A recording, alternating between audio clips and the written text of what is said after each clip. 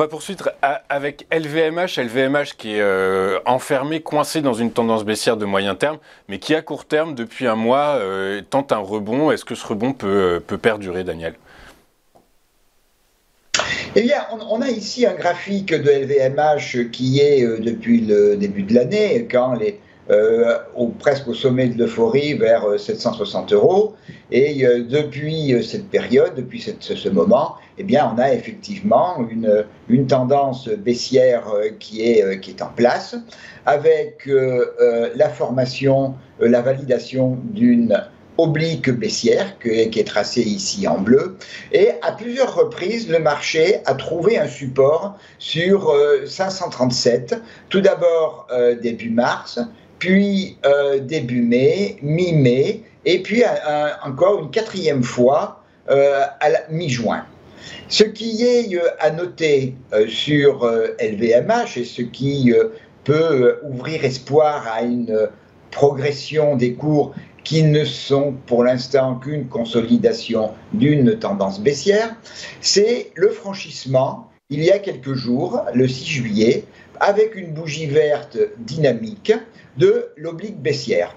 On avait également les deux moyennes mobiles exponentielles 34 périodes et 65 périodes qui s'harmonisaient très bien toutes les deux pour faire un faisceau de résistance dynamique pendant la période de baisse. Ces deux moyennes mobiles ont été franchies ce fameux 6 juillet et le lendemain, on a ouvert, qui plus est, un gap haussier.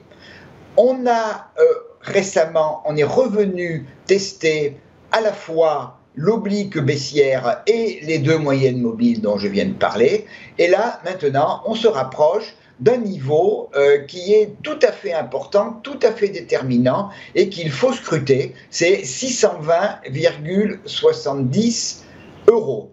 Niveau qui a été support au mois de mars, il a été également support au mois d'avril d'abord, après il a été résistance au mois de juin, et pour l'instant, eh bien, on hésite à le franchir, et c'est un niveau de polarité. On est appuyé par le fait que la bande de Bollinger haute et haussière. Le RSI est en territoire tout à fait favorable, quasiment à 61. Donc, j'attends le franchissement. Toujours pareil, hein, les franchissements de résistance, qu'elles soient obliques ou horizontales, pour qu'elles soient valables, doivent se faire avec une bougie verte dynamique. Donc, franchissement à voir 620,7 et là ça nous ouvrirait la voie vers 659,70 et 672,80.